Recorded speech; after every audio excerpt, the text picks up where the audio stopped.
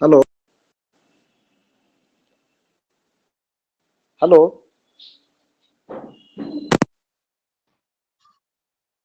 येतोय का? आवाज येतो का? मी ते इयरफोन लावला होता, मला काही कळत नव्हतं म्हणून हॅलो म्हणलं ते. येतो येतो. बरं बरं.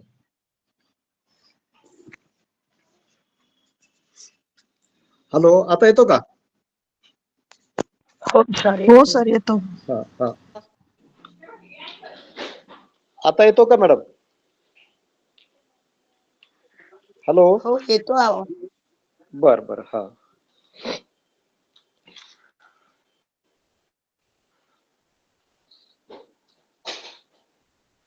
चला, सर्वांना माझा प्रेमपूर्वक जय भीम. नमो तस्स भगवतो अर्हतो सम्मा संबुद्धस्स. नमो तस्स भगवतो अर्हतो सम्मा संबुद्धस्स. नमो तस्स भगवतो अर्हतो सम्मा संबुद्धस्स. आजचा विषय माटे सरांनी आम्ही चर्चा करून देवदत्त आणि त्यांची ध्यान साधना अशा प्रकारचा विषय आज घेण्यात येत आहे, जेणेकरून देवदत्ताच्या बाबतीत बरेचशा लोकांना डाऊट म्हणण्यापेक्षा देवदत्ताविषयी बरंच एक खलनायक म्हणून आणि त्यांनी असं का वागत होता, वेडाखोळा म्हणून अशा प्रकारचं बरंचसं संबोधलं जातं त्यांना.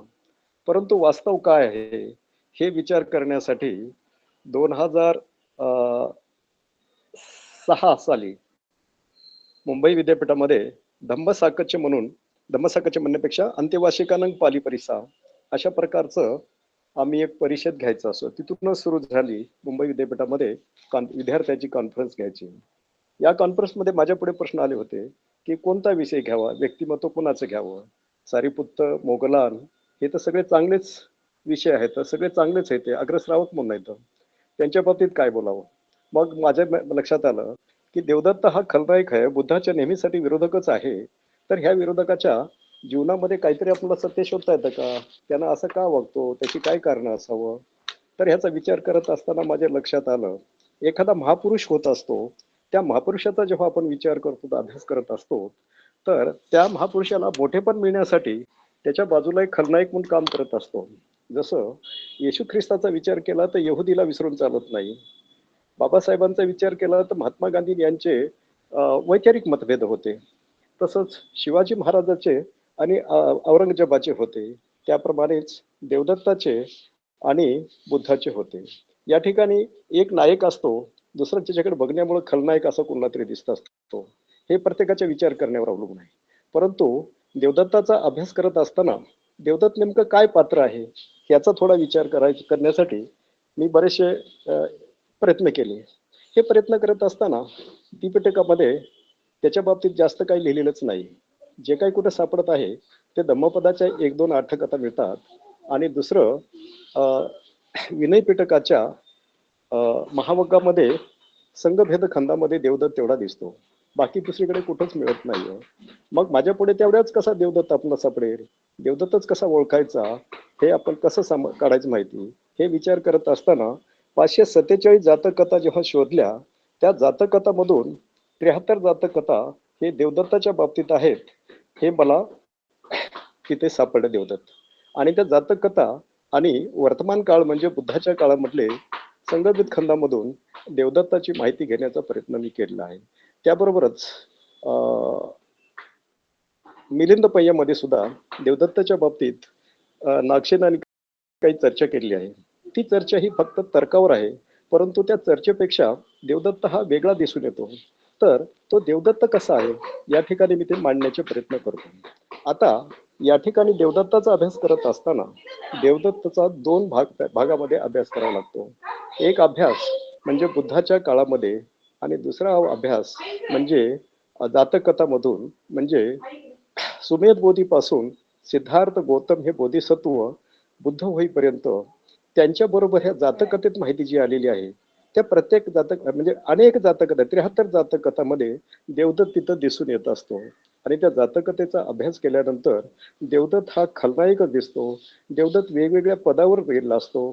देवदत्त उच्च पदावर असतो, मानव जन्म, आणि ह्याचा विचार करता देवदत्त हे बोधिसत्वापेक्षा बऱ्याच ठिकाणी सरस दिसून येत असतो. मग सरळ दिसून येतो एवढं चांगलं कर्म आहे, मग देवदत्त असा का वागतो, देवदत्त असं वागण्यासाठी काय कारण असावं, हे शोधण्याचा मी बराचसा प्रयत्न केला. आणि तो प्रयत्न करत असताना तो माझ्या एम.फिलचा विषय मी घेतला होता. आणि त्याच्यामधून देवदत्त मला कसा दिसतो हे आपल्या पुढे मी ठेवायचे प्रयत्न करत आहे. तर पहिला पार्ट घेतो जातककथेचा. जातककथा ह्या 73 जातककथा दिसतात. ह्या जातककथेमध्ये देवदत्त हा खरंच तिथं खलनायक दिसतो. आणि तेव्हापासून त्याची प्रगती होत होत होत होत जाते. त्याचं माइंडफुलनेस जरी तिथं किती असलं, त्याचे कर्म हे एवढे अकुशल कर्म तिथे दिसत असतात की देवदत्ताचं ते कॅरेक्टर वाचल्यानंतर कोणालाही देवदत्ताबद्दलचा रागच येऊ शकतो. ते जातककथामधून तसं दिसतं. परंतु ह्या ठिकाणी देवदत्ताचं अनालिसिस करत असताना देवदत्त हा फक्त खलनायकच दिसत असताना आणि ते उच्च पदावर कसा गेला बाबा, एवढ्या चांगल्या पदावर कसा तो तो राजाधिराज असतो, त्या ठिकाणी पुरोहित असतो, उच्च दर्जाचे तो कामही करत असतो, खलनायक म्हणून वाईट कामही करत असतो. मग वाईट कामाची त्याला तिथं कर्मसिद्धांताप्रमाणे त्याला शिक्षा पण होत असते. ही शिक्षा होत असताना तो ती शिक्षा सहन करत असतो. जिथं जिथं देवदत्ताने बोधिसत्वाला मारलेलं आहे, बोधिसत्वाला मारलेलं आहे, मारून खालेलं आहे, खूप त्रास केलेला आहे, जीव मारलेला आहे. एवढं करून जिथं जिथं बोधिसत्वाला जीवे मारतो, बोधिसत्वाला टॉर्चर करतो, अशा वेळेस तो जातककथेमधून तो 9 वेळेस आवीची नरकामध्ये गेलेला आहे. आता आवीची नरक म्हणजे काय, तर 1 योजन लांब, 1 योजन रुंद, 1 योजन खोल अशा प्रकारचा जर खड्डा खोदला आणि त्या खड्ड्यामध्ये मोहरी जर टाकल्या, अशा प्रकारची एक पेटी केली तयार अगदी कॉम्पॅक्ट, आणि त्याच्यामध्ये निखारा जर ठेवला तर हा निखारा सतत सतत तिथं जाळणारा असतो. असं त्याच्या चित्ताला जाळल्यासारख्या सतत तिथं वेदना होत असतात आणि वेदना तो सहन करतो. मग असा प्रश्न येतो की एक वेळेस ह्या शिक्षा त्यांनी भोगली, तर पुन्हा पुन्हा तो शिक्षा का भोगावं, त्याच्या पाठीमागे त्याला कळत नव्हतं का, इतकं कुशल कर्म करून उच्च दर्जाला जातो आणि अशा प्रकारचं वाईट कर्म का करतो बरं, याचा एक मोठा प्रश्न पडला होता माझ्या पुढे. खूप त्याचा अभ्यास केल्यानंतर मला अंगुत्तर निकायचा एकक निपातमध्ये जिथं दिसून आलं, दीपंकर बुद्धाने जसं सुमेध बोधी असताना दीपंकर बुद्धाच्या काळामध्ये ह्या देवदत्ताच्या बद्दल त्यांनी भाष्य केलेलं नाही.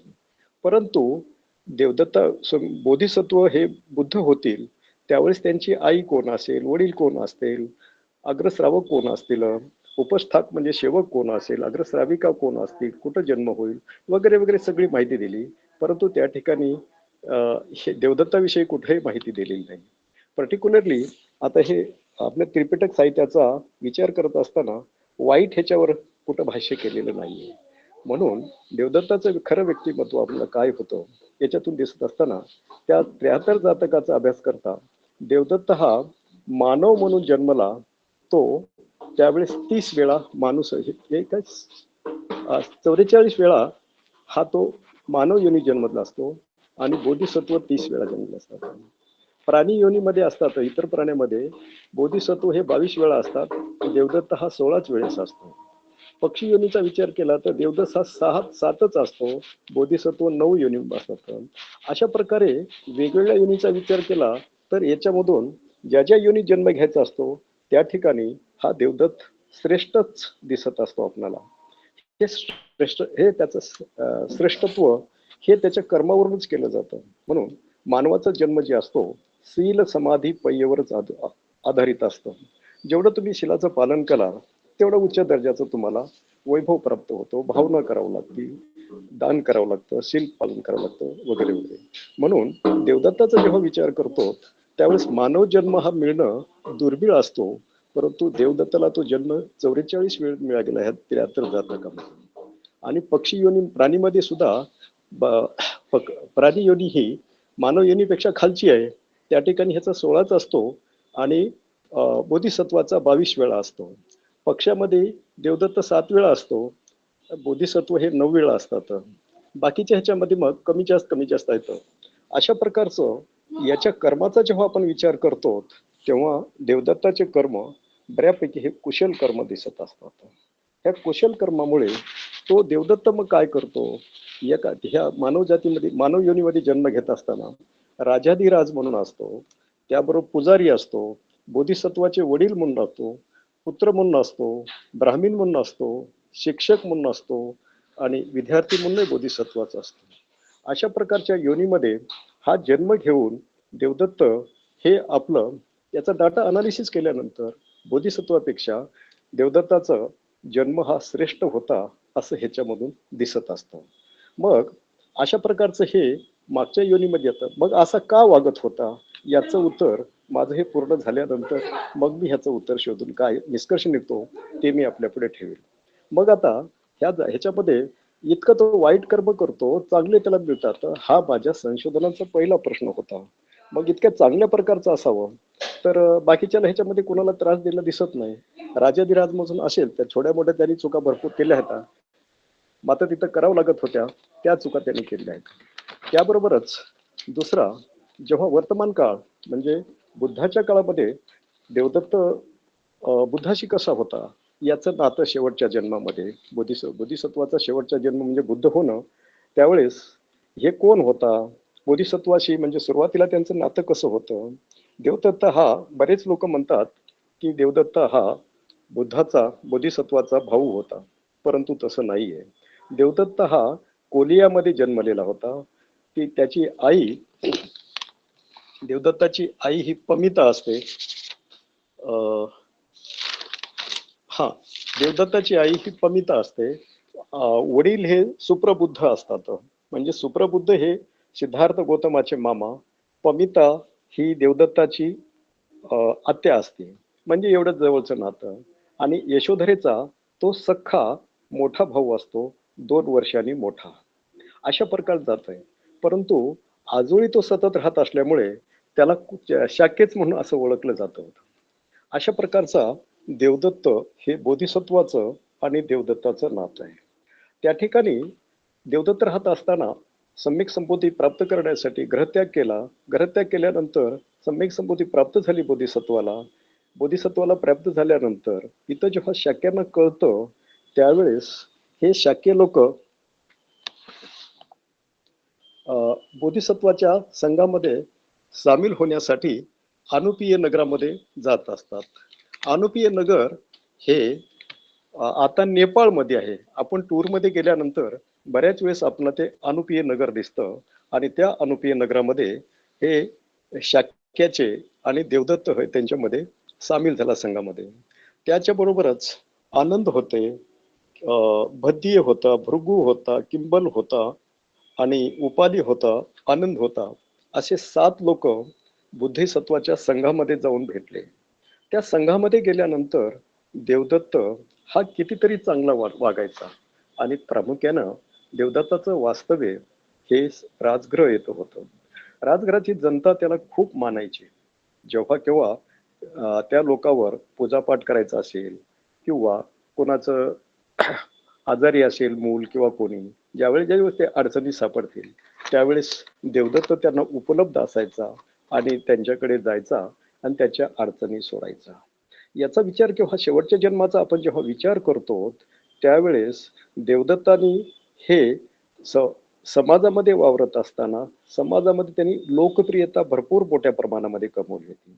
ही लोकप्रियता कमवून त्यांनी आपला ठसा उमटला होता. एवढंच नाही तर सारीपुत्तांनी सुद्धा देवदत्ताच्या बाबतीत अनेक वेळा त्यांची प्रशंसा केलेली आहे की देवदत्त हा चांगला आहे म्हणून. परंतु एकदा काय झालं होतं, एका उपासकाने राजगृह इथं सभा म्हणजे राजगृह या ठिकाणी एक कार्यक्रम होता. या कार्यक्रमात बरेचसे लोक होते, ग्रामस्थ होते आणि त्या ग्रामस्थांनी एका ग्रामस्थांनी एक भरजरी आणि चांगलं उच्च दर्जाचं चिवरचा कपडा आणला होता. तो चिवरचा कपडा कुणाला द्यावं हा तिथं प्रश्न झाला. बरेच लोक म्हणायचे सारीपुत्ताला देऊया, ते अग्रश्रावक आहेत आणि मोठे येतं ते. परंतु काही लोक म्हणायचे सारीपुत्त ह्या ठिकाणी आपल्या वेगवेगळ्या अडचणी सोडवण्यासाठी उपलब्ध असतातच असं नाहीये, म्हणून आपल्यासाठी मदतीला धावून येणारा हा देवदत्तच आहे, म्हणून आपण देवदत्ताला दिलं पाहिजे. मग त्या ठिकाणी सगळ्यांनी ते ठरलं. हे चांगल्या प्रतीचं चिवरचा कपडा हे देवदत्ताला द्यायचं. अशी त्या ठिकाणी लोकप्रियता वाढली होती आणि सगळेच त्यांना चांगलं मानायचे.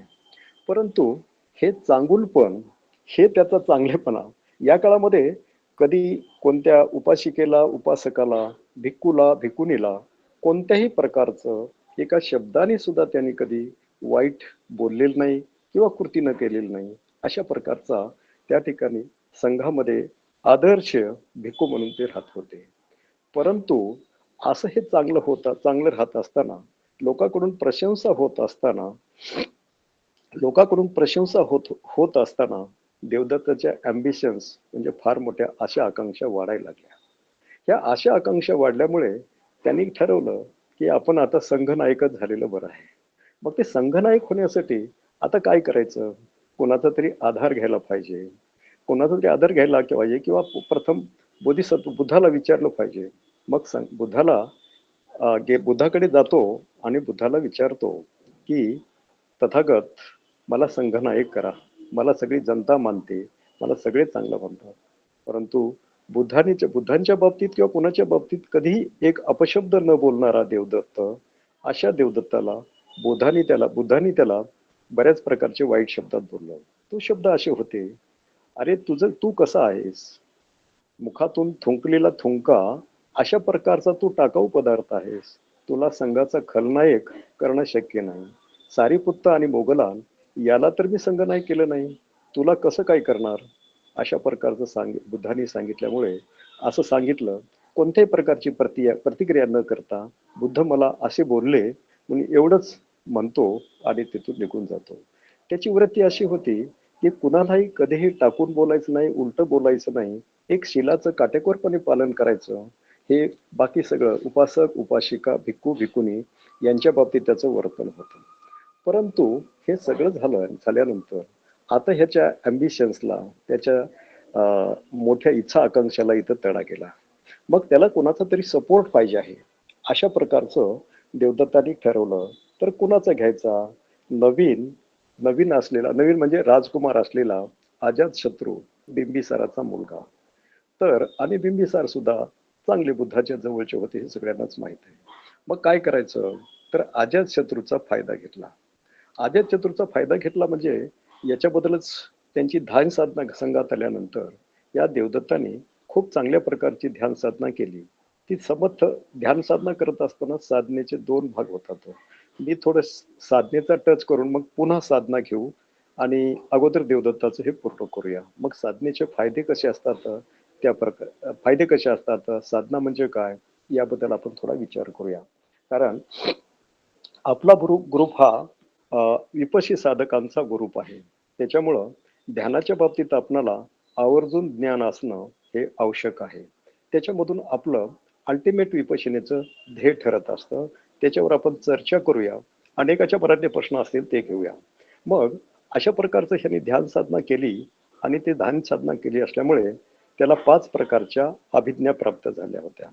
अभिज्ञा म्हणजे आपलं शरीर कोणत्याही फॉर्म मध्ये बदलायचं, आकाशातून जायचं, की टेकडीला भेदून जायचं, पाण्यातून जायचं, दुसऱ्याच्या मनाचं ओळखायचं, एकाचे अनेक करायचे, अशा प्रकार एकाचे अनेक शरीर करायचे राहायचे, दुसऱ्याच्या चित्ताची अवस्था, त्याच्या पूर्वजन्मात काय होता, पुढे काय होणार आहे, अशा प्रकारची रीतिबल म्हणजे अभिज्ञा त्यांनी प्राप्त केल्या होत्या. ते ध्यानाच्या जोरावर, त्या ध्यानावर आपण नंतर बोलूया. असं ध्यानाचं त्याला बळ मिळाल्यामुळे, रिद्धिबल प्राप्त झाले असल्यामुळे एके दिवशी काय करायचं, देवदत्ताची आणि अजातशत्रूची तर ओळख चांगल्या प्रकारची होती. एकाची मैत्री त्यांनी केली होती. एके दिवशी काय केलं, आपल्यात कह्यात घेण्यासाठी, आपल्या विश्वासात घेण्यासाठी हे अजातशत्रू येत असताना एक लहान बाळक होऊन त्याच्या कडेवर जाऊन बसला. असं बघल्यानंतर तो घाबरायला लागला अजातशत्रू. मग पटकन त्यांनी रूप बदललं आणि एक भिक्खू आणि आपला मित्र देवदत्त म्हणून त्यांच्या पुढे उभं राहिला. याच्यामुळे आता ह्याला गुरु करायला काही हरकत नाही, देवदत्त हा ज्ञानी आहे, याला रिधिबल येतं, असा विश्वास चांगल्या प्रकारे अजातशत्रूचा वाटला. मग असा विश्वास कमवल्यानंतर ह्या देवदत्तांनी काय केलं, इथून त्याच्या खरी या शेवटच्या ह्याच्यामध्ये अधपतनाला त्याच्या सुरू होत असतं. या देवदत्तांनी त्याची अँबिशन्स बाळगल्यामुळे असं ठरवून टाकलं की आपण बुद्धाला मारावं आणि अजातशत्रूला राजा इथं बसवावं आणि आपण चांगल्या प्रकारचं संघ इथं चालवावं अशी त्याच्या मनामध्ये अकुशल चित्ताची अवस्था निर्माण झाली. मग त्यांनी काय केलं, अजातशत्रूला चांगल्या प्रकारचं भरवलं आणि सांगितलं की तू तुझ्या बापाला मार आणि मी इकडे बुद्धाला मारून संघनायक बनतो आणि आपण चांगल्या प्रकारचं राज्य करू असं सांगितलं. परंतु असा विचार करत असताना देवदत्त त्याच्या ह्याच्यातच आला होता. मग काय झालं, हे देवदत्त म्हणतो का अजातशत्रू त्याच्या अगदीच विश्वासात आलेला होता. मग कधी कधी त्यांनी 500 गाड्या त्याच्या संघाला त्याच्या लोकांना वगैरे वगैरे पाठवायचं असं व्हायचं. मग त्याचा उच्च दर्जा इथं वाढलेला होता. मग आता देवदत्तांनी काय केलं, हे अजातशत्रूने काय केलं, अजातशत्रूने आपल्या बापाला कैद केलं. कैद केल्यानंतर बंद केलं. त्याच्या पायाला वगैरे चटके दिल्यासारखं काहीतरी सालकाडी वगैरे वगैरे असं वर्णन आहे. खूप छळ केला होता आणि मारेकरू इकडे पाठवले होते त्याला मारण्यासाठी. त्याच वेळेस उदयन नावाचा पुत्र ह्या अजातशत्रूला जन्माला झाला होता, बाळ होतं. अजातशत्रूची आई वैदेही तिच्या पुढे ह्या बाळाला घेऊन अजातशत्रू जेव्हा मांडीवर घेऊन खेळत होता, बोलत होता, त्यावेळेस त्याची आई वैदेही हिने असंच सांगितलं की तुझे वडील तुला मांडीवर घेऊन अशाच प्रकारचे खेळत होते, बोलत होते, आनंद व्यक्त करत होते. असे आईचे शब्द ऐकल्याबरोबर त्या अजातशत्रूच्या मनामध्ये पित्याबद्दलची चांगला भाव निर्माण झाला, करुणा निर्माण झाली आणि लोकांना ते बापाला सोडण्यासाठी पाठवतो तर त्यावेळेस त्यांनी त्याला छळ करून मारलेला असतो. अशा प्रकारची ही घटना आहे. मग हा अजातशत्रू समय दिघनिकायमध्ये समय फलसुतामध्ये सांगितलेला आहे. हा अजातशत्रू पित्याला जर मारला नसता तर त्यावेळेसच त्या जन्मात त्या ठिकाणी तो आरहंत झाला असता असं म्हणतात ह्या समय फलसुतामध्ये. अशा प्रकारची ही कथा आहे. मग पित्याला मारल्यानंतर आपण बुद्धाला मारावं आणि संघनायक बनावं या विचारानं बुद्धावर अटॅक करायचे प्रयत्न करतोय. अटॅक करायचे प्रयत्न काय करतोय की अजातशत्रू आता राजा होतो, त्याची परवानगी घेऊन मारेकरी पाठवतो. मारेकरी म्हणजे तीराने मारणारे, तीर घेऊन शिकारी लोक पाठवले. ते शिकारी कसे असतात पाठवले त्यांनी, प्लॅनिंग कशी केली बघा.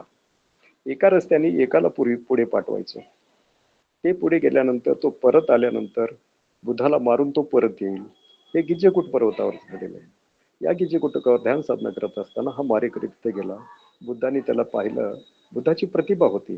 त्या बुद्धाच्या प्रतिभेनं तो मारेकरी तो अगदी शस्त्र खाली टाकून त्या ठिकाणीच बसला आणि बुद्धाने सांगितलं त्याच्या बुद्धाच्या ह्या दशबल ज्ञानामुळे त्याला तिनं समजावून सांगितलं तू ह्या रस्त्याने जाऊ नको, दुसऱ्या रस्त्याने जा.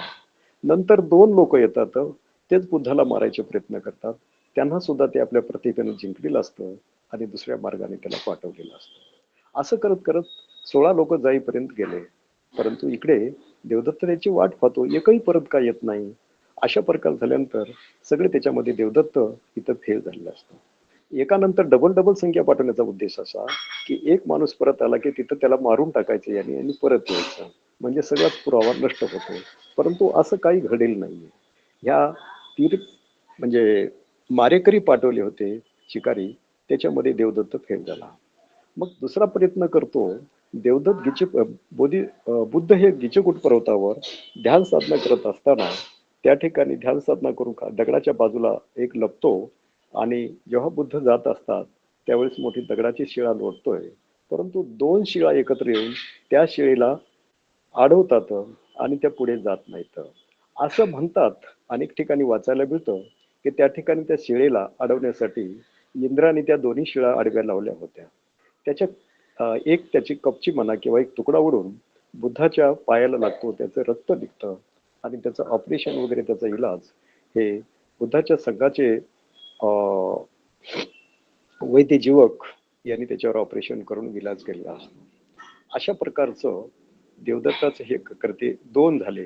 आता तिसरं कृत्य कसं, जेव्हा बुद्ध आनंद आणि त्याचा संघ राजगृहामधून भिक्षाटन करण्यासाठी जात असताना मग अजातशत्रूची परवानगी हो त्या ठिकाणी युद्धामध्ये चांगला एक्सपर्ट असलेला, प्रवीण असलेला असा नालागिरी नावाचा हत्ती तो ते त्यांच्यावर पाठवला. अंगावर पाठवला. युद्धाच्या वेळेस जेव्हा या हत्तीला युद्ध करण्यासाठी पाठवत असायचे त्यावेळेस आपण घडे म्हणतो ना, घागर म्हणतो, अशा प्रकारच्या 8 घागरी त्याला पाजवायचे, ती दारू पाजवायची. त्या प्रकार त्यात तसं यावेळेस बुद्धावर पाठवत असताना, बुद्धाच्या अंगावर पाठवत असताना त्यांनी त्याला 16 घागरी असं काहीतरी दारू पाजवली म्हणतात त्याला. आणि मस्त होऊन त्या नशेमध्ये हा नालागिरी हत्ती राजगृह इथं बुद्धावर चालून आला. हे बुद्धावर चालून येत असताना आनंद म्हणतो, तथागत हा चिडलेला हत्ती आहे, चंड हत्ती आहे, आपण बाजूला व्हा, मी मेलो तरी काही हरकत नाही, माझ्यासाठी काही नाही, आपण महत्वाचे आहेत. त्यावेळेस डायलॉग फार महत्वाचा आहे बघा. बुद्धाचा आणि आनंदाचा डायलॉग फार महत्वाचा आहे. आनंदाला म्हणतात, बुद्ध म्हणतात, आनंदा, मृत्यूची वेळ आल्याशिवाय, कर्म उदयास आल्याशिवाय अशा प्रकारचा मृत्यू कधीच होत नाही. हा हत्ती माझ्यावर चालून जरी आला असला आपल्यावर तरी तो हत्ती काहीच करणार नाही. मग ह्याच हत्तीला आपल्या रिधिबलानं, मैत्री भावनेनं बुद्धाने त्यांना जिंकल्यानंतर तो येतो हत्ती, नतमस्तक होतो, बुद्धाच्या पायाची धूळ आपल्यावर टाकतो आणि परत जातो. अशा रीतीने बुद्धाची किमया, बुद्धाचे रिधिबल, बुद्धाच्या आपल्या प्रतिभेनं, आपल्या ध्यानानं त्याला ते नालगिरीला हत्तीला जिंकत होतं. म्हणून या ठिकाणी कर्मसिद्धांत असा दिसून येतो की कुणाचाही मृत्यू किंवा नुकसान किंवा कोणत्याही प्रकारचा ऍक्सिडेंट व्हायचा असेल तर त्यावेळेस त्याचे कर्म तसे उदयास येतात, त्यावेळेस तशा प्रकारच्या त्या घटना घडत असतात, हे कर्म अटळ असतात. अशा प्रकारच्या 3 घटना केल्यानंतर आता इथं काही होत नाही, म्हणून तिसरी घटना एक महत्वाची असते. ती घटना म्हणजे कशी, की बुद्धाला म्हणतोय की मला माझ्या 5 संघामध्ये राहायचं असेल, ह्या 5 मागण्या मान्य करा, संघामध्ये असं राहिलं तर बरं आहे. मग त्या 5 मागण्या कशा असतात, सगळ्या भिक्खूंनी आयुष्यभर आरण्यक म्हणून राहायचं. आरण्यक म्हणजे जंगलातच राहायचं आणि भिक्षा मागूनच खायचं गावामध्ये जाऊन, अशा प्रकारचं एक रूल करा म्हणून सांगितलं. आणि दुसरी गोष्ट, वापरण्यासाठी वस्त्र चिवर वापरण्यासाठी जे पानसुकुलच त्यांनी वापरावं. पानसुकुल म्हणजे एखाद्याच्या प्रेतावरचं कपडा बाजूला ठेवतात तो घेऊन त्याला शिवायचं, किंवा उकिरड्यावर पडलेले चिंध्या वगैरे असतात ते धुवून साफ करून त्याचं ठिगळ लावून त्याचं चिवर करायचं. आता हे चिवर करावं आणि तसंच राहावं. बुद्धाने ह्या चिवर बद्दल, बुद्ध चिवर तशाच प्रकारचं पानसुकुलच वापरत होते. त्याचं मी थोड्या वेळ नंतर सांगेल मी या पानसुकुलाचं काय आहे ते. तर अशा प्रकारचं पानसुकुल वापरावं म्हणून बुद्धाने ते ऐकून घेतलं त्याचं. त्याच्यानंतर म्हणायचं की कुणीही कुणाच्या घरी बोलावणं जरी आलं, निमंत्रण जरी आलं असेल तर ते निमंत्रण न स्वीकारता त्यांनी भिक्षा मागूनच सगळ्यांनी खावं, अशा प्रकारची एक त्यांनी मागणी केली होती. तिसरी मागणी होती की अरण्यक म्हणून जंगलात राहत असताना कोणाच्या ढोलीफिरी न राहता झाडाच्या बुंद्याशीच राहावं, झाडाच्या बुडाशीच राहावं, अशा प्रकारचं. ह्या 4 मागण्या झाल्या. आणि 5वी मागणी अशी होती की सगळ्या लोकांनी, सगळ्याच भिक्खूंनी नॉनव्हेज कुठेही ऍक्सेप्ट करू नये, त्यांनी फक्त शाकाहारीच भोजन करावं. अशा मागण्या बुद्धाकडे नंतर देवदत्तांनी मागितल्या. परंतु ह्या देवदत्तांनी मागलेल्या मागण्या बुद्धांनी त्याच्यावर स्वइच्छेवर सोडा, ज्यांना जसं वागायचं तसं वागावं, माझं काही म्हणणं नाही म्हणे, संघात हा नियम करायची काही आवश्यकता नाही, हे प्रत्येकाच्या इच्छेवर आपण सोडून देऊ. अशा प्रकारचं या प्रकारच्या मागण्यामध्ये फेल झाला. आणि हे मारण्यासाठी लोक फेल झाले, पाठवूनही फेल झाले. मग एवढं झाल्यानंतर जनतेमध्ये ह्याच्याबद्दलची अपकृती पसरली. अपकृती पसरल्यानंतर अशा प्रकारचे अपकृती हे पसरली तिकडं. मग त्यांनी शेवटचा उपाय म्हणून काय केला, संघभेद करायचं होतं. गयासीस नावाच्या पर्वतावर जे वज्जी लोक होते, वैशालीचे, ज्यांना काही अज्ञानी होते, त्यांना काही संघाविषयी माहीत नव्हतं, असे नवीनच संघात हजर झालेले 500 भिक्खूंना तो घेऊन आता गयाशीस पर्वतावर घेतला. ह्या लोकांच्या बद्दल देवदत्ता कुठे यांना कोणता धम्म शिकणार आहे, त्यांचं काही पुढे प्रगती होणार नाही धम्मामध्ये. म्हणून सारिपुत्ताला आणि मोगलांना त्यांना परत घेऊन येण्यासाठी, त्यांच्यावर करुणा करण्यासाठी, अशा प्रकारचं त्यांना तिथं अनुकंपा करण्यासाठी या लोकांना गयाशीसवर पाठवलं. सारिपुत्ताला आणि मोगलांना पाठवलं त्या ठिकाणी.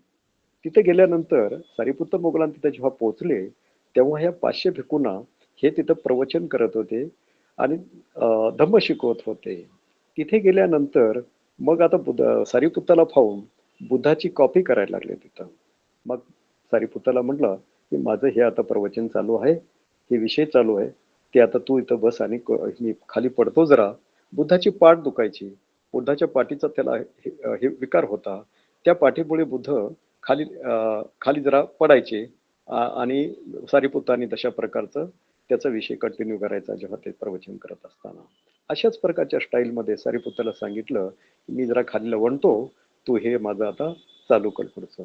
अशा रीतीने काय झालं की हे सारीपुत्तानी तिथं आपलं प्रवचन सुरू केलं आणि त्या 500लाही लोकाला, सगळ्या लोकांना घेतलं. अशा वेळेमध्ये हा देवदत्त होता, तो त्या ठिकाणी गाढ झोपेमध्ये गेला आणि सगळे 500 लोक घेऊन इकडं आला. त्या देवदत्ताचा जो शिष्य होता कोकालिक आणि समुद्र हे त्याचे फार जिवलग होते शिष्य. या शिष्याने सांगितलं होतं की हा फार मायावी आहे, त्याच्यावर विश्वास ठेवू नका. तरी देवदत्ताने सारीपुत्तावर विश्वास ठेवला आणि त्याला त्याचा पुढचा विषय कंटिन्यू करण्यासाठी, प्रवचन करण्यासाठी सांगितलं आणि हा झोपला आणि हे सगळे लोक घेऊन आले. आता हे संघभेद करण्यामध्ये सुद्धा हा इथं फेल झालेला आहे. बुद्धाला मारण्यासाठी ज्यावेळेस फेल झाला, 5 मागण्यामध्ये फेल झाला आणि दुसरं त्याला काय म्हणतात त्याला, ह्या संघभेदामध्ये सुद्धा फेल झाला. मग त्याची जिकडं तिकडं आता प्रशंसा होती, सगळंच हे होतं. तर प्रोक्लेम करण्यासाठी, जाहीर करण्यासाठी राजगृह इथं सारीपुत्ताला बुद्धांनी पाठवलं की देवदत्ताचा आणि बुद्धाच्या संघाचा आता कोणत्याही प्रकारचा इथं संबंध राहिला नाही. म्हणून देवदत्तानी जे काही बोलेल करेल ती त्याची जबाबदारी असेल. संघाला इथं कोणत्याही प्रकारचं इथं आता त्याच्यावर विश्वास न ठेवता तुम्ही त्याच्याकडे हे करा. आमच्या संघातून त्याला निष्कांक्षित केलंय, काढून टाकलंय असं म्हणून. अशाच प्रकारचा देवदत्त इतर राहत असताना जिकडे तिकडे लोकांमध्ये त्याला भीक मागून खावं लागत असायचं. त्याला भीक कोणी वाढत नव्हतं, त्याला जवळ कोणी येऊ देत नव्हतं. अशा प्रकारचा देवदत्तानी ह्या शिक्षा अशा इथं भोगलेल्या आहेत. हे भोगत असताना जिकडे तिकडे टक्षित होती, मागून खायचं, परंतु त्याचे दिवस आता जवळ आहेत. आता देवदत्ताचा अंत कसा होतो? ह्या देवदत्ताचा अंत होण्यासाठी आता इथं काय होतं? देवदत्ताचा अंत होण्यासाठी देवदत्ताच्या मनामध्ये आता बुद्धाच्या बद्दलची खूप त्याला आदर निर्माण झाला. बुद्धाच्या बद्दलची मैत्री भावना निर्माण झाली. आता हे होण्याचं काय कारण असेल बरं? आता देवदत्त या ठिकाणी आता त्याचे शेवटचे दिवस आले होते. तो जर आजारी पडला होता. त्याला खाटेवर घेऊन लोक बुद्धाच्या दर्शनासाठी येत होते आणि ते पत्ता आनंदाला मिळत होता. आनंद बुद्धाला सांगत होता की तथागत, देवदत्ताला घेऊन लोक एवढ्या अंतरावर येत आहेत, इथपर्यंत आलेले तर या ठिकाणापर्यंत आले तर. अशी माहिती सांगत असताना बुद्धांनी सांगायचं देवदत्ताला की देवदत्ताची माझी कधीही भेट होणार नाही. आता तो माझ्यापर्यंत पोहोचणार नाही.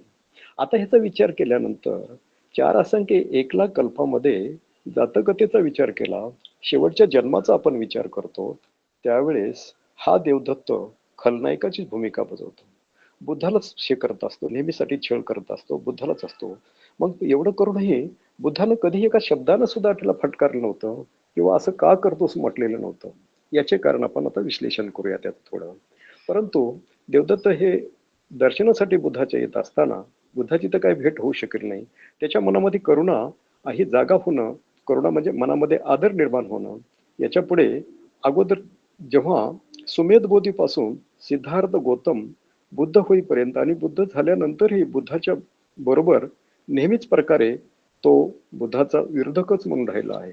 दुसऱ्या कुणालाही, एका स्त्रीला, उपासकाला, उपासिकेला, भिक्खूला कुठेही त्यांनी एका शब्दानं सुद्धा दुखवलं नाही किंवा काही केलं नाही.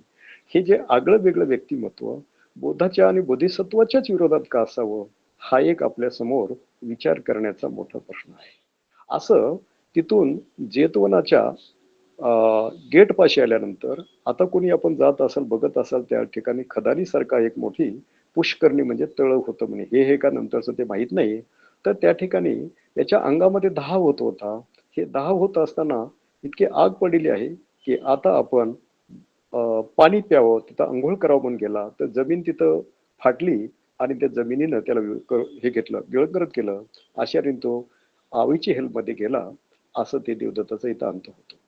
आता देवदत्ताचं बुद्ध हे अनंत झालेले आहेत आणि देवदत्त हा मानुष्योनीमध्येच आहे.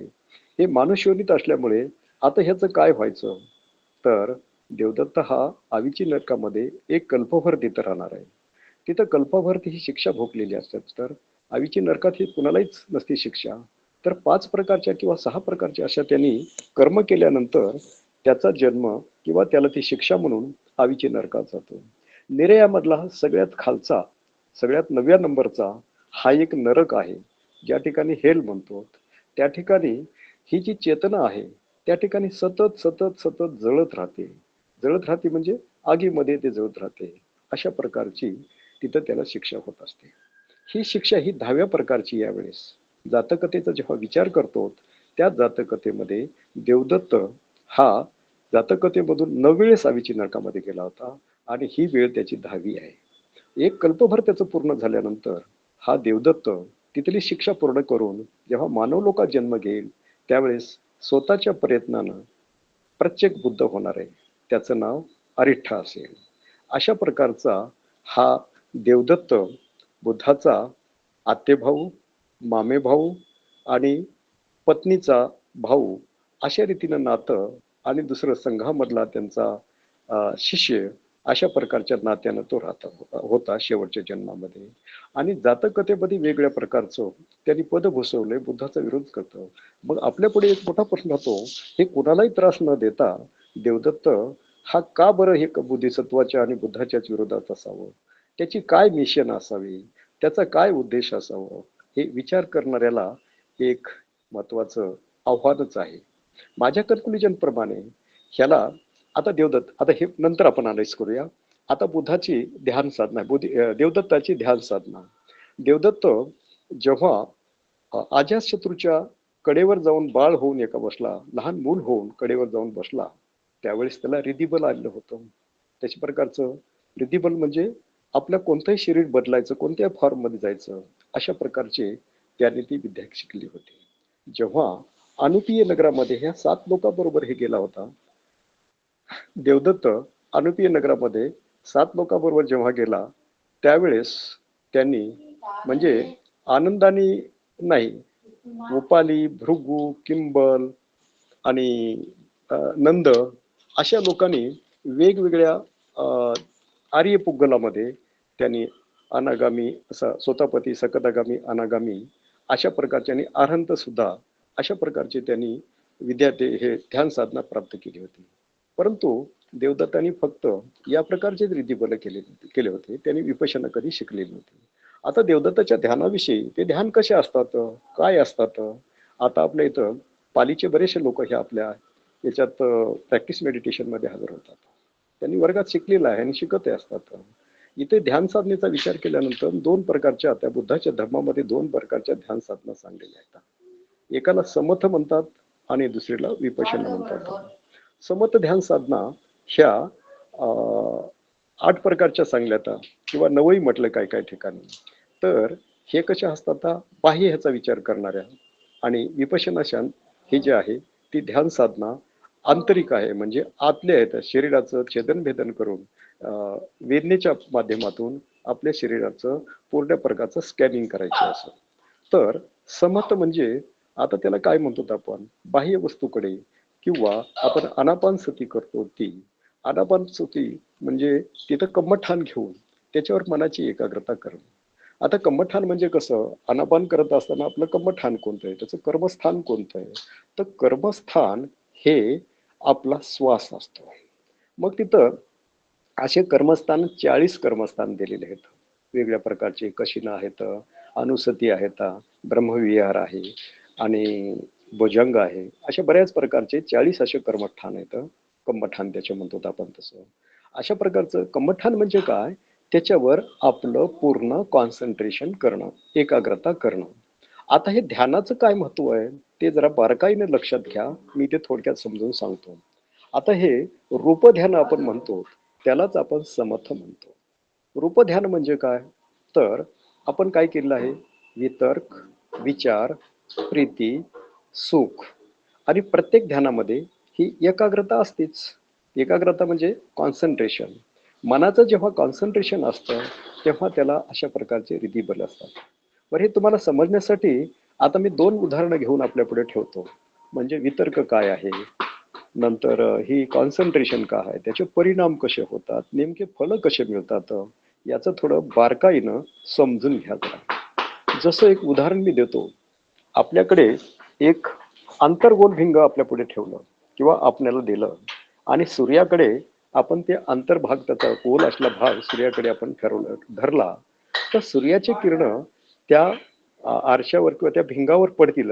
आरसा म्हणण्यापेक्षा त्या भिंगावर पडतील आणि भिंगावर पडल्यानंतर ते सगळे किरण त्या भिंगामधून खाली एका ठिकाणी डायव्हर्ट होऊन एका ठिकाणी कॉन्सन्ट्रेशन झालेलं असतं, त्याचं एका ठिकाणी झाले असतात.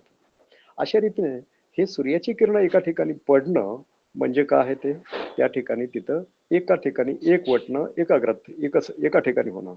मग आता हे सूर्यकिरण येतात, त्याच्यामध्ये उष्णता भरपूर असते, ऊर्जा भरपूर आहे, ती एनर्जी भरपूर आहे.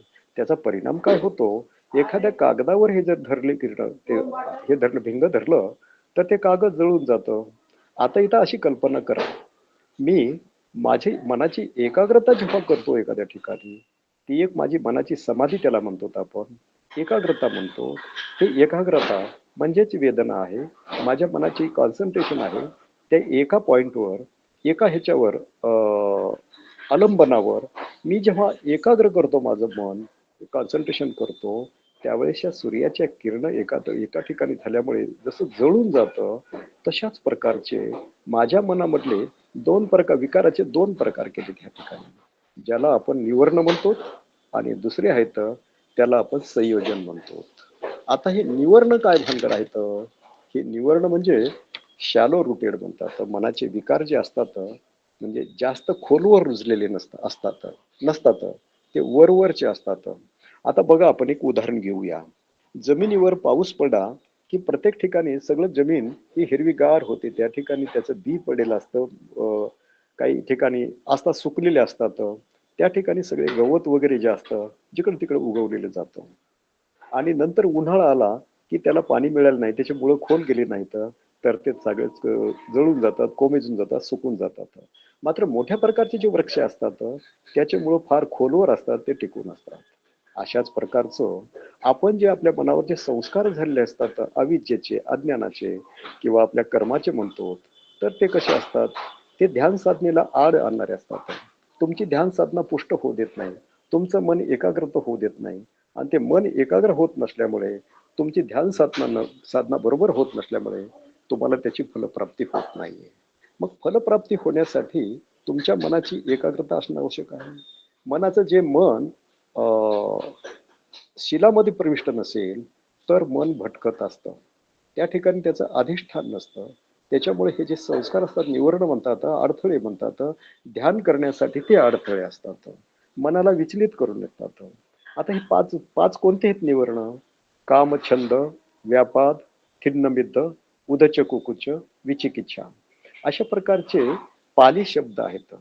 कामछंद म्हणजे सेन्शुअल डिझायर, आपली इच्छा असते, त्या काही असतात, मला हे पाहिजे, ते पाहिजे, मला हे नको, ते नको, असंच केलं तसंच करतं, हे क्रेविंग म्हणतो, तृष्णा म्हणतो. अशा प्रकारच्या काम वासनेमध्ये, कामचिंतनामध्ये ते घडलेलं असल्यामुळे आपण जेव्हा ध्यान साधनेला बसतो त्यावेळेस अशा प्रकारचे मनामध्ये ते हार्डल्स निर्माण होतात, आणि हार्डल्स निर्माण झाल्यानंतर तुमची ध्यान साधना पुष्ट होत नाही. त्याबरोबरच व्यापाद, इलविल म्हणजे अनेक प्रकारच्या इच्छा आकांक्षा त्यावेळेस निर्माण होतात, ध्यान साधनेला डायव्हर्ट करतात. आणि दुसरं खिन्नमिद्ध म्हणजे ह्या ठिकाणी काय होतं, आळस येणं, अशा प्रकारचं करायला लागलं, ध्यान करायला की आळस येण्यासारखं. उदच्च कुकुच म्हणजे रेस्टलेसनेस आणि वरी, तुमच्या मनामध्ये काय असतं ते काय म्हणतात त्याला, अस्वस्थ मन होत असतं, आणि कोणत्या काळजीमध्ये असतो, कोणत्याही प्रकारचे संकल्प केले की पुरे होत नाहीत, काही होत नाहीत. अशा प्रकारचं असे विकार जे असतात चटकन वन येणारे, त्याच्यामुळं हे उदच्च कुकुच्या मनामध्ये तशा प्रकारचं रेस्टलेसनेस होतं. आता शेवटचं आहे ते विचिकिच्छा. विचिकिच्छा म्हणजे डाऊट असतो मनामध्ये, बुद्ध धम्म संघ याच्यामुळं आणखीन जे काय करायला झालो त्याच्यामध्ये नको ते चुकीचे डाऊट घेतात, त्या ठिकाणी अधिष्ठान नसतं, स्वतःचा स्वतःला विश्वास नसतो. अशा प्रकारचे हे पाच विकार जे मनाचे असतात, ते विकार जाळून टाकण्यासाठी ते फार शॅलो रुटेड असतात, ते काही डेप्थ मध्ये गेलेले नसतात. म्हणून ध्यान साधना करत असताना मनाची एकाग्रता तिथं राहत असते.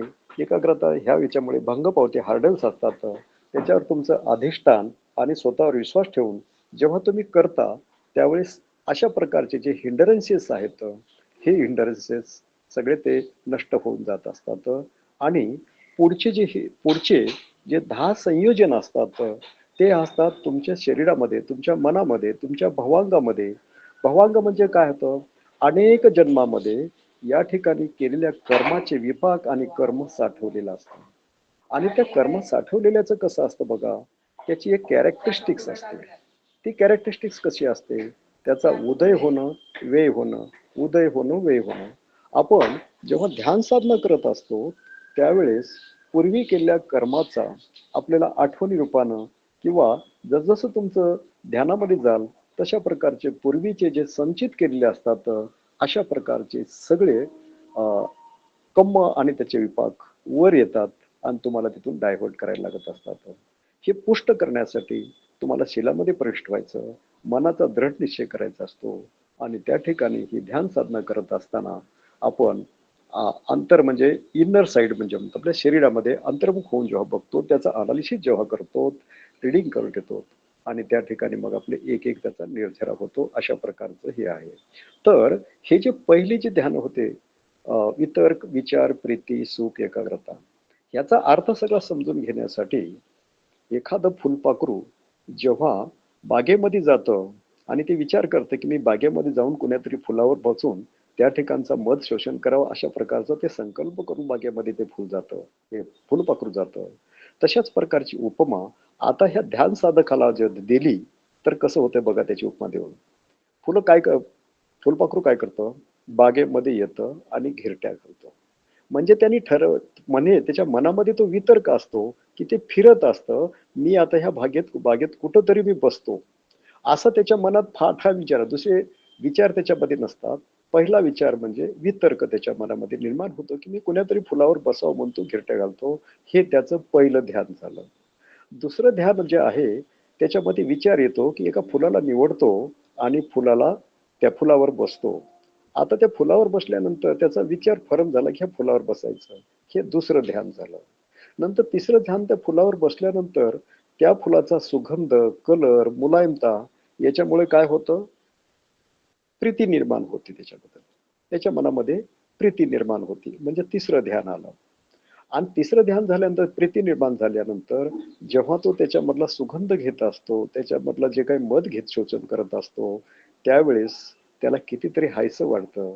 त्याच्याबद्दल त्याला सुख मिळायला लागत होतं. म्हणून या ध्यानाला म्हणतात वितर्क, विचार, प्रीती, अशा प्रकारचे आणि सुख, हे 4 ध्यान आहेत. आणि सगळ्याच ठिकाणी मनाची एकाग्रता असते. आता ही एकाग्रता त्या फुलामध्ये जसजसे ह्या स्टेजेस पार करून ते फुलपाखरू आत जातं, तशाच प्रकारचं ध्यान साधकाचं आपण एखाद्या आलंबनावर मन कॉन्सन्ट्रेट करून त्याचं सगळं सगळं तिथे एकवटतो, आपली पॉवर एकवटतो. त्याच्यामध्ये आपण त्याच्यात अधिष्ठान मिळतो. ऑटोमॅटिकली या प्रकारचे हे जे हिंड्रन्सेस आहेत, निवर्ण आहेत 5, हे ते त्या ठिकाणी ते काय केलं तर इरॅडिकेट होतात, निघून जातात, जळून जातात, नष्ट होतात. आणि मग त्याला चांगली व्हिजन येते. याचा परिणाम काय होतो? जे मन हे हिंड्रन्सेस असं असल्यामुळं गरम तव्यावर जसं पाणी टाकलं की छनकन आवाज येतो, एखाद्याने काही शब्द बोलला की आपला राग येतो आणि क्रोधामध्ये आपण काही स्वतःचे करतो आणि दुसऱ्याचे अनर्थ घडून असतो. अशा प्रकारचे अनर्थ इथं घडत असतात त्या हिंड्रन्सेस निवारणाचं आपण त्याचं संगोपन केल्यानंतर. मनाच्या एकाग्रतेमुळं, अधिष्ठान ठेवल्यामुळं, शीलाचं पालन केल्यामुळे या ठिकाणी काय होतं? हे जेव्हा तुमचे हिंड्रन्सेस नष्ट होतात त्यामुळे तुम्हाला काय होत असतं? शांतता मिळत असते त्या ठिकाणी. मन जे उतावळी झालं असतं, टेन्शन मध्ये गेलं असतं, हे टेन्शन मध्ये जाणारं मन राहत नाहीये, शांत होतं. आणि शांत झाल्यानंतर प्रत्येकाबद्दलची वेगवेगळ्या प्रकारची मेत्ता भावना वाढत असते. या ठिकाणी मैत्री भावना म्हणजे ब्रह्मविहारात जात असतो. स्वतःचं कल्याण झालेलं असतो, दुसऱ्याचं कल्याण व्हावं असं म्हणत असतोय. आणि त्या ठिकाणी आता मनाची एकाग्रता ही पुष्ट झाल्यानंतर त्याला समर्थ म्हणतो. ह्याचे परिणाम त्याला कळल्यानंतर त्याला ते रिधिबल प्राप्त होतात आणि ते पूर्ण ध्यान त्याने ऑब्झर्व केले पाहिजे. याचाच परिणाम दुसरा असा असतो, ध्यानामध्ये ह्या रूप ध्यान म्हणतो आपण याला, किंवा समत ध्यान म्हणतो. हे समत ध्यान जेव्हा आपण आत्मसात करतो त्यावेळेस मृत्यूनंतर कोणकोणतं ध्यान, किती कॉन्सन्ट्रेशन तुमचं जास्त झालेलं आहे, तुमचं ह्या कामछंदाविषयी, काम लोकांबद्दलची तुमच्या अच्छा आकांक्षा, इच्छा हे सगळ्या मारलेल्या जातात, नष्ट झाले असतात. मग याचा जन्म मृत्यूनंतर तो ब्रह्मलोकात जमतो. असे ब्रह्मलोक हे 4 ध्यानामुळे 16 ब्रह्मलोकामध्ये त्याचा जन्म होत असतो. माटे सरांनी तुम्हाला ब्रह्मलोकाविषयी बरीचशी माहिती देत असल्यामुळे मी त्याला काही रिपीट करत नाहीये. ब्रह्म हे ध्यान साधना केल्याशिवाय, रूप ध्यान केल्याशिवाय ब्रह्मलोकात जन्म होत नाहीये. आणि ब्रह्मलोक कसे असतात सरांनी सांगितले, त्याचे कॅरेक्टरिस्टिक्स कसे असतात, काही नाही ते सांगितलं. मग ते पहिलं ध्यान केल्यानंतर मी तेच फक्त सांगतो, त्याला ब्रह्मपरिसज्जा, ब्रह्मपुरोहिता आणि महाब्रह्मा अशाच प्रकारचे हे ब्रह्मलोकामध्ये ध्यानामध्ये किती कॉन्सन्ट्रेशन आहे त्याच्यावरून ते त्या ब्रह्मलोकाचं वरच्या लेवल ते जात असतात. ब्रह्मपरिषज्जा म्हणजे एक परिषदेमध्ये असणारा ते खालच्या लेवलचा असतो.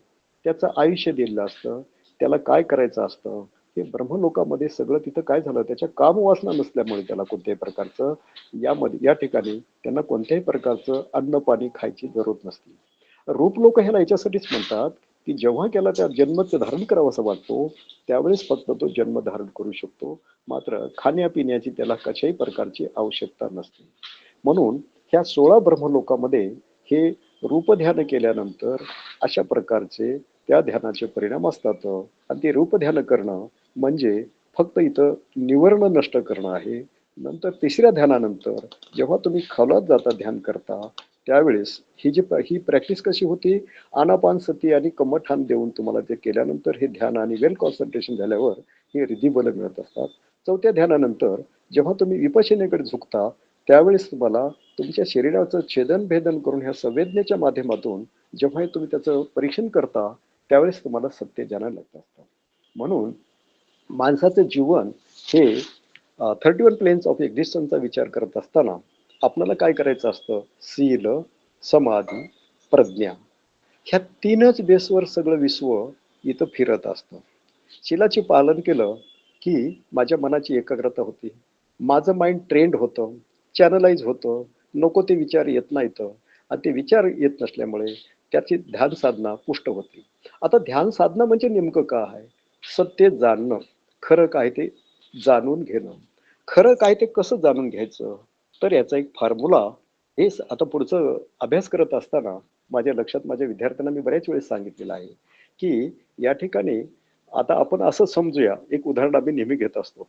ते उदाहरण, आपण गाढ झोपेमध्ये आहेत आणि शीलाचं पालन करता, तुम्ही ध्यानामध्ये सगळं एकाग्रता तुमची होत आहे आणि तुम्ही जागरूक म्हणजे काय म्हणतात त्याला, सतीमध्ये असतात, जागरूक असता, मनाची एकाग्रता असते, तर ती प्रज्ञा कशी डेव्हलप होत असते. म्हणून समाजामध्ये पाहत असताना काही लोक अति हुशार असतात, काही फार ब्रिलियंट असतात म्हणतात नाही का, अरे हा मंद बुद्धीचा आहे, हा तीक्ष्ण बुद्धीचा आहे, हा चांगल्या कॅरेक्टरचा आहे. अशा प्रकारचं समाजामध्ये आपण विचार करतच असतो की नाही. हे कशावर अवलंबून आहे, त्याच्यामध्ये जे विकार असतात ते जसजसे क्षीण झालेले असतात त्या ठिकाणी तो ध्यानामध्ये म्हणजे एकाग्रतेमध्ये आणि समाधी एकाग्रतेमध्ये आणि जागरूकतेमध्ये प्रविष्ट होतो. आता हे कसं होते बघा, आपण सगळे विपशी साधक आहेत असं समजतो मी, आणि हे विपशी साधक ध्यान करत असताना नेमकं काय होत असतो, हे ध्यानाचं काय होतं. एखादा मच्छर तुम्हाला रात्रीचा दंश केला आहे असं समजा, ते मच्छर आहे ते कसं ओळखायचं आपण बघूया. मग ते मच्छरचं काय होतं, तिथं दंश केल्यामुळं त्या विषाच्या पटकन तुम्हाला काय होतं, तिथल्या वेदना होत असतात तयार. त्या वेदना झाल्यानंतर तुमचं मन जागा होतं, त्या वेदनेकडे जातो. त्या वेदनेचं काय होतं, त्या वेदनेला वेदना ती स्पर्श करते. स्पर्श केल्यानंतर त्याला संज्ञा म्हणजे त्याचं नामकरण होतं, काहीतरी होत आहे बाबा त्या ठिकाणी, कुठंतरी काहीतरी होत आहे. ते तुम्हाला क्लॅरिटी येत नाही त्याच्यामुळे, मात्र काहीतरी होत आहे. आणि त्याच्यानंतर काय होतं, ते समाधीकडे जातं पटकन, मनाची एकाग्रता कशी आहे ती जाते. आता ही एकाग्रता कशी आहे, ती एक एनर्जी आहे, ती एक पॉवर आहे. आणि ती पॉवर कशी आहे, त्याला डायरेक्शन दिल्याशिवाय, त्याला घेऊन गेल्याशिवाय ते कुठं जात नाही. फक्त मनाची एकाग्रता आहे. मनाची एकाग्रता आणि त्या ठिकाणची जागरूकता म्हणजे सती, हे दोन्ही भिन्न आहेत. हे दोन्ही भिन्न असल्यामुळे काय होतं, ह्या एकाग्रतेच्या माध्यमामधून आणि सतीच्या जागरूकतेमधून हे दोन्हीही त्या ठिकाणी जातात ज्या ठिकाणी मच्छरने दंश केलेला आहे. म्हणून ह्या जागरूकतेला, वेदनेला, स्पर्शाला, ह्या सगळ्याला घेऊन जाणारी ही समाधी म्हणजे जागरूकता आहे, पॉवर आहे, वाहक आहे. असा विचार केल्यानंतर त्या ठिकाणी ही जागरूकता म्हणजे सती जाते, समाधी जाते, समाधी तिथे फक्त घेऊन जाते आणि सती तिथं त्या ठिकाणी गेल्यानंतर या ठिकाणी दंश कसा आहे, त्या दंशाचं काय, फक्त त्याची बेअर अटेन्शन म्हणतात त्याला, फक्त अटेन्शन राहतं आणि त्या ठिकाणची रीडिंग घेत असते. त्याला कोणत्याही प्रकारचं पॉझिटिव्ह, निगेटिव्ह अशा कोणत्याही प्रकारचं नॉमिनिकल्चर देत नाही किंवा नाव ठेवत नाही. फक्त ह्या रीडिंग घेते आणि हे घेतलेल्या रीडिंग